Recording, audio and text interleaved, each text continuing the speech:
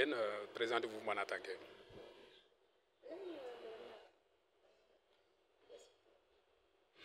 waaw bisu tey bi lu ko waral mooy ñi nga xam ni tey jii ñoo di préparer baccalauréat mooy candidat yi dëkk fii ci département de Rufisque ñun waa mouvement Natangué ñu xalaat ni war nañ leen mën a jàppale xool ñun suñu apport na lay demee mooy nu muy demee mooy ñu dajale leen dafa ak ñoom benn synthèse maanaam ay explication ci yenn matières yi nga xam ni lu mel ni économie li mel ni histoire géo ak lu mel ni philosophie matière la yoo xam ni des fois xale yi def bac dañ ciy xaw a am ay jafe-jafe ndax matière yi loo xam ni du loo xam ne da nga koy cerner rapidement pour mën ci am note bu baax donc ñu suñu apport mooy ñëw jàppale leen expliquer leen man tamit ma ñëw accompagner leen wax leen ba may def bac fu ma jaar ba am bac ak fu ma jaar ba yegg si fu ma yegg si mu nekk genre modèle genre boo xam ne référence lay doon expliquer leen ne leen adduna bi jàng rek lañ leen sant jàng leen ndax seen parents yi loolu leen jiiteel ngeen jàng ba mun a tekkil seen bopp yor seen i parents loolu taxoon tey ñu def ko mais lu ma ci gën a neex nag mooy ñu koy def maanaam professeurs yi nga xam ni ñu ci bari ci biir mouvement bi lañ nekk c'est-à-dire que ñoom ñoo ñëw tey di expliquer yi nga xam ne moom mooy xale yi matières yi nga xam ne mooy histoire géo ak économie ak philosophie nga xam ne kon mouvement bi macha allah yàlla may na ci ay borom xam-xam ñi nga xam ñu ci nekk ñoom ñëpp ci biir mouvement bi lañ nekk te ñoom ñoo ko organisé c'est pas le président dafa ñëw rek pour accompagner leen gunge leen moo tax mu mais ñu ngi ñaan xale yi aussi yàlla dafa leen jàmm ba jour bac bi ñu am xel boo xam ni dina mën dem def épreuve yëpp ci xel mu dal ak sell yàlla may leen bac ba ñu mën a affronter maintenant enseignement supérieur.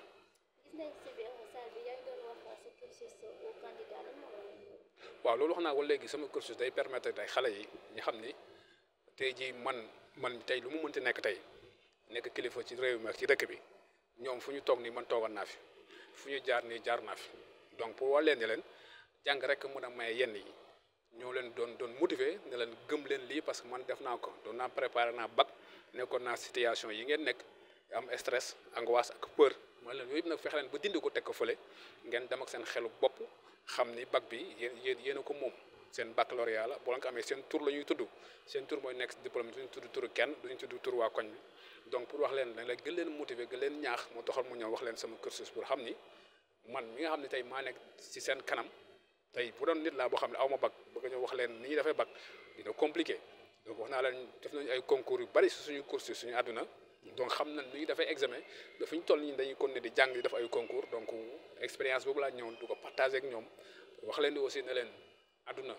boo bëggee sori di xale demal nga sàkku xam-xam moo lay permettre suba bu ñu dee wax nga wax yëpp dina la amal njëriñ boo xam ne tey jii di nga mën a yor sa bopp yor sa njaboot yor sa parent. tey gis nañ mouvement Natangué ci domaine éducatif la ñëwee lan lañ mën a xalaat ci mouvement Natangué nag naa la xamal leen éducation man dama ciy bàyyi xel bu baax ñu ci nekk aussi dañ ciy bàyyi xel bu baax parce que éducation mooy base développement parce que gis nga tey jii nit ki boo ko jàngalul boo amul xam-xam maanaam day dem ak xel mu vide maanaam détourné ko day yomb ndax ko day yomb te et puis moom du amal boppam njëriñ parce que du xam lu mën a def dans la vie pour amal boppam njëriñ pour mën a tekki ñu ay waajuram aussi mun leen a jàppale. doo tax ma ne xale yi bu leen éduqué wul def si ñoom xam-xam maanaam tey jii dañu am jeunesse boo xam ni maanaam nu ñu ko bëggee duñ ko bëggee noonu moo tax ñun ñuy jël suñu lépp def ko ci éducation parce que éducation bu dëgëree rek avant nag lépp ay dëgër parce que doo leen mën a dévier doo leen mën a yóbbu feneen maintenant nag ñu ngi ci yeneen domaine d' éducation la ñuy def boo xoolee mouvement Natangué mi ngi ci domaine yëpp li nga xam ne domaine yi ëpp njëriñ nag nga xam ne amal na njëriñ askan bi dina impacté askan bi ñoo ngi ci environnement ñoo ngi ci éducation bi nga wax parce que éducation du lii rek la mais boo dee xool réalisation yi def ci éducation bari na on accompagne les écoles accompagne élèves yi di leen fayal et cetera lépp ñu ngi ci pour éducation bi xale yi mën a ëllëg mën a yor seen bopp même dans le domaine universitaire aussi ñu ngi ci bu baax a baax domaine santé mouvement Natangué mi ngi ci bu baax a baax su domaine santé bi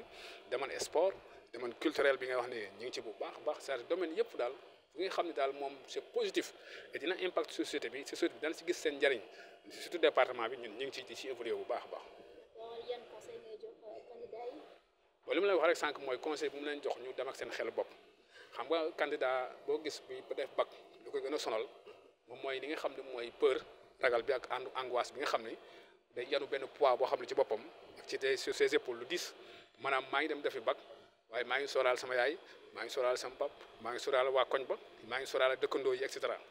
loolu dafay dis ñoom ba nga xam te ji mën na leen téye sax ba lu ñu waroon amee bac bi mais bu ñu ko amee waroon nañu ko am ak maçon loolu day nekk poids boo xam ne da leen di tere ñu mën a défouler wu mën a dindi stress boobu beneen bi si des mooy ragal bi c'est vrai que c'est un jour spécial jour la boo xam ne comme du jour bi tey parce que kuy def bac ak bac nu mu amee bayre ci dëkk bi faaw nga tiit mais tiit boobu nag nañ ko bàyyi ci kër gi ñëw xam ne ñoom bac bi seen bac la du bagu kenn di leen wax rek conseil mooy ñu def nànk ak def ko xel mu dal ak tey dem bac bi xam ne ñoom seen bac la du bagu waa koñ bi ñi xam ne ñeen vaincre de mu ñuy wax la peur l'angoisse ba bu ñu demee incha allah yaakaar bi ñu am ci ñoom ak xam-xam bi nga xam ne seen i professeur def nañ ko ci ñoom ak ñun lu dul mën di leen conseiller en tant que leur grand frère ak expérience bi ñu am xëy na dina leen gunge boobu bu ëllëgee incha allah rabbi ñoom ñëpp daañu am bac ñu leen koy ñaanal. waaw di sant mouvement Natangué parce que ñoom ñoo ko organisé à travers les professeurs yi nga xam ñoo nekk ci biir mouvement Natangué ñi nga xam ne tey jii ñu fa toog ñëpp c'est des professeurs yoo xam ne ci biir mouvement bi lañ bokk ñoom ñoo organisé lii parce que c'est des professeurs di jàngale ay élèves yor la ay classe terminale ñu bëgg a def seen partition seen contribution pour accompagner élèves ñoom laay remercier mouvement Natangué ñu ngi leen sant bu baax di remercier aussi les candidats yi nga xam ne ñëw nañ am confiance ci mouvement Natangué pour déglu ñi nga xam ne professeurs yi ñu fi wax ni des éminents professeurs macha allah wala leen ni Tëngéej aussi am na ay borom xam-xam yu fi ne soxlawuñu ñu jéggaani di wuti feneen ñi fi ne nii vraiment tey ba mu leen dégloo man sama xol dafa sedd guy parce que man économiste la mais li ñu wax ci économie man mënu ma ko woon wax tey parce que peut-être que yu ci bari ak sama expérience professionnelle dootuma ko pratiquer ak ki fi wax ak histoire géo aussi même chose les profs de philo aussi même chose c'est extraordinaire c'est des gens bu ñu wax ne compétence baa ngi fi ñun doom Tëngéej waruñu jéggaani fenn lépp a ngi fi donc ñi ngi ñaan di gërëm ñëpp di sant ñëpp mouvement bi ku lim juum moo tax maa ngi leen di sant ñoom ñëpp di sant kandaaw bag yi di leen sant yéen aussi la presse baax a baax di ñaanal kandaay yàlla may leen bag jërëjëf merci. Bonjour, je m'appelle Adama Sarr, donc enseignant en sciences physiques et mathématiques dans les écoles privées ici à Rufisque. Voilà, donc je fais partie du mouvement en tant qu'adjoint secrétaire général du mouvement Natangué. Oui, c'est ça. Aujourd'hui, je suis là parce que je devais être là en tant que secrétaire général adjoint. Donc, pour saluer l'initiative d'abord, pour aider maintenant les élèves qui préparent maintenant le bac. Donc, c'était ça maintenant l'objet.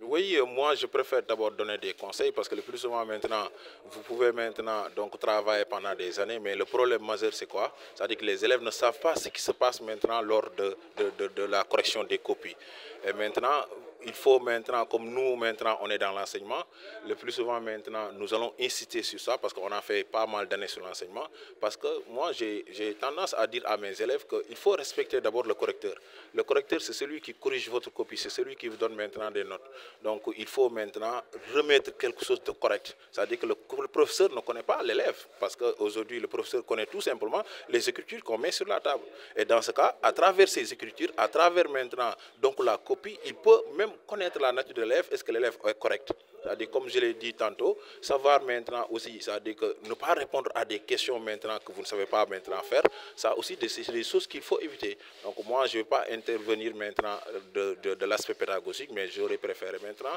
insister sur des conseils par rapport maintenant à la correction. Merci beaucoup. En fait, je me nomme Elhaj Ibrahim Sarogay. Donc, je suis enseignant-chercheur dans les établissements publics comme privés. Aujourd'hui, je suis venu apporter un coup de main par rapport à la synthèse, cette journée de synthèse, organisée par le mouvement Natangué, présidée par le président Adama Diène, juste pour essayer un peu de dire de manière simple ce que les excellents professeurs ont eu à enseigner à ces élèves candidats du baccalauréat, et essayer aussi de leur apporter notre soutien du point de vue pédagogique, du point de vue méthodologique et par rapport à leur prétention, c'est-à-dire cette réussite dont ils prétendent sous peu, d'ici une semaine. Et c'est dans cet ordre d'idées que nous sommes aujourd'hui présents ici, moi comme le secrétaire général et tant d'autres professeurs, pour un peu booster ces élèves-là à aller décrocher le bac qui est déterminant pour leur avenir.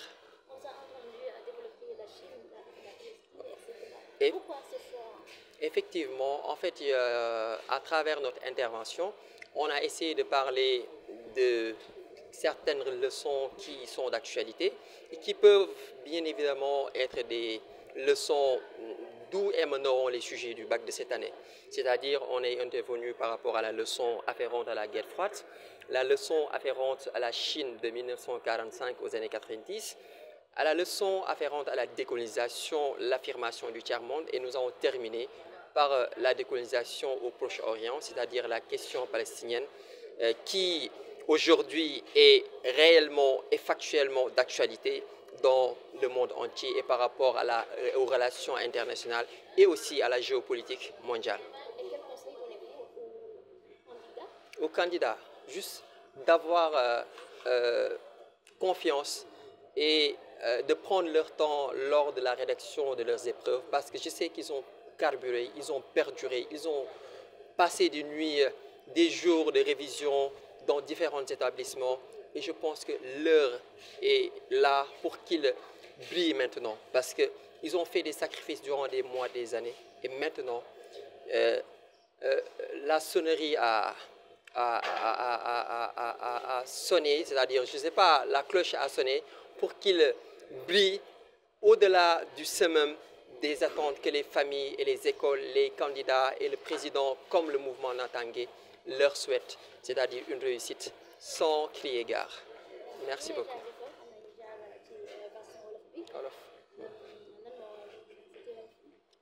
maa ngi présenté wu maa ngi tudd El Hadj Ibrahima Sakho Gueye donc enseignant chercheur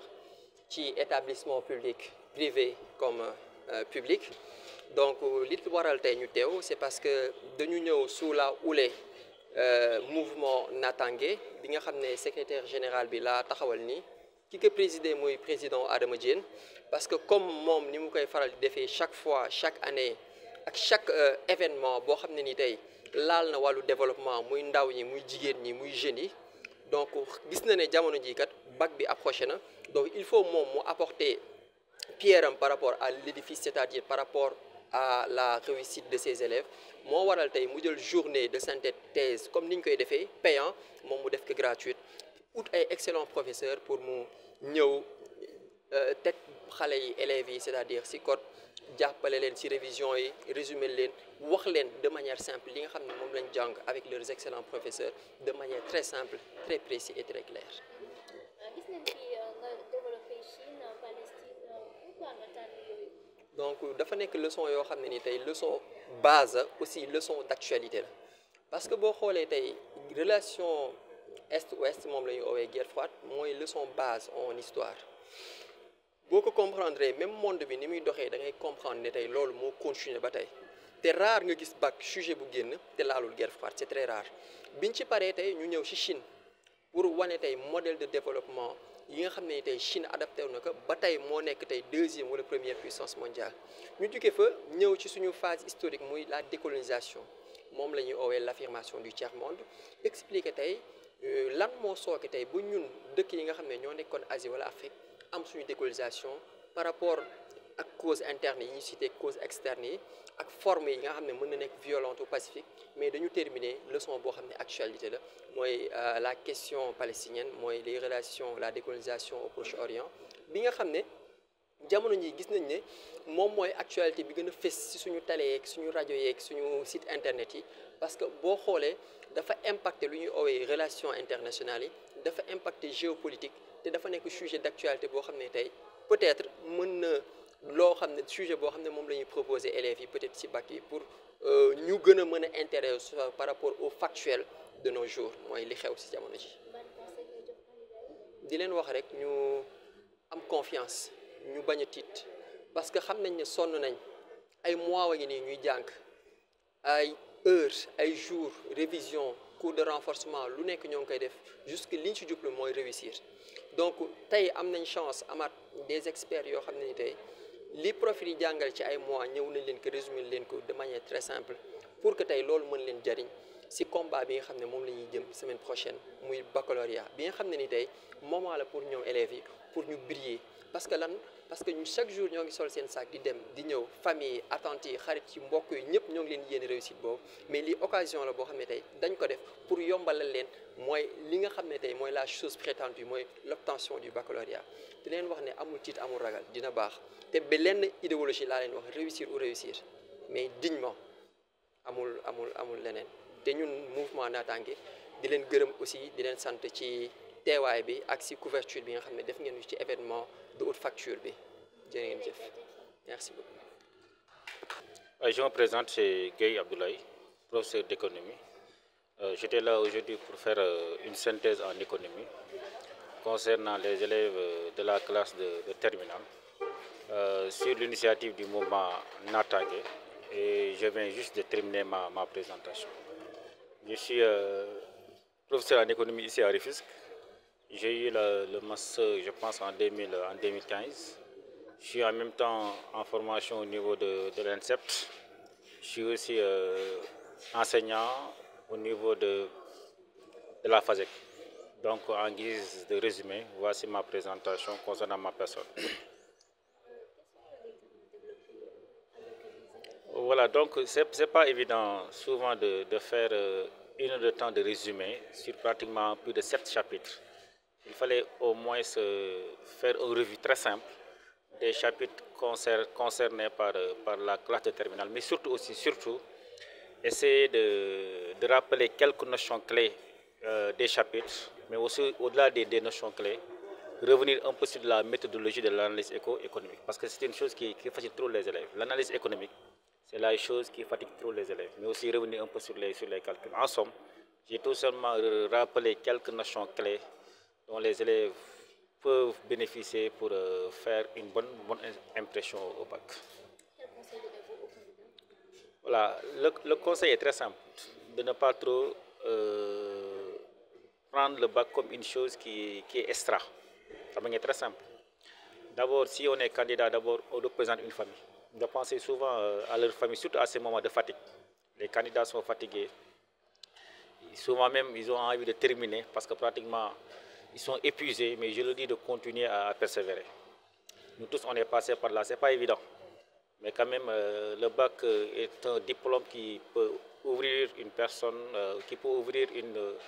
des opportunités à une personne. Donc, je le dis tout simplement de se concentrer encore davantage, de continuer à persévérer, mais aussi surtout de penser à leurs parents et à leurs proches. La réussite,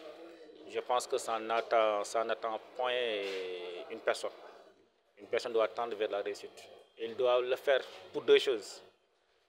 Ses proches, ses parents, mais aussi surtout les gens qui n'aimeraient pas le voir un jour avec une réussite. C'est un défi qu'ils doivent relever. Donc je leur souhaite encore bonne chance pour le bac.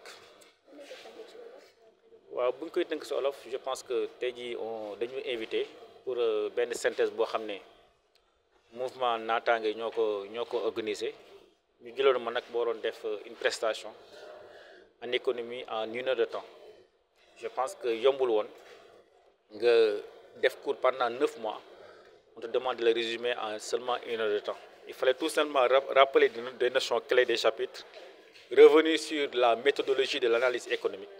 et leur permettre, parce que quand même il faudra comprendre que pour chaque matière, il y a des difficultés particulières des élèves. Bien en économie, analyse moi c'est un problème. Je suis revenu sur la méthodologie de l'analyse avec l'introduction, les différentes parties, le développement aussi et la conclusion. Donc en somme, de remercier le mouvement Natangué et son président M. Adama Diène, parce que aussi c'était pas évident. C'était pas évident d'organiser une journée gratuite, journée boo xam ne tu payes les professeurs, les intervenants, tu payes une salle pratiquement à plus de 60 000 ou bien 80 000 francs. Tu donnes même la restauration aux élèves, tu fais même d'autres dépenses supplémentaires. Je pense que pour une cause bien précise, il est risque quoi. Il est fier de l'être. Nan la wara mëna def ba participer à la réussite de ses enfants. Lolo au passage je remercie bu baax le président Adama Diène, yeen aussi les médias aussi de remercier bu baax parce que li aussi bu amé dañuy soxla ño xamné dañ ko mëna couvrir. Et je pense que yeen aussi sen taxaway amna solo lool comme Ndanane TV di nuyu bu baax sama xarit sama doomu nday Iliman Almakhtoum wala demee nga nir ma ko bu baax a baax soo ko sama waay la yéen ici di la remercier bu baax a baax depuis je pense que depuis le matin yéen a ngi fii te xaaru leen dara je pense qu'on a besoin des médias quand même à ces moments-là donc on remercie Ndanane TV et l'ensemble des médias qui ont eu à couvrir cet événement merci beaucoup merci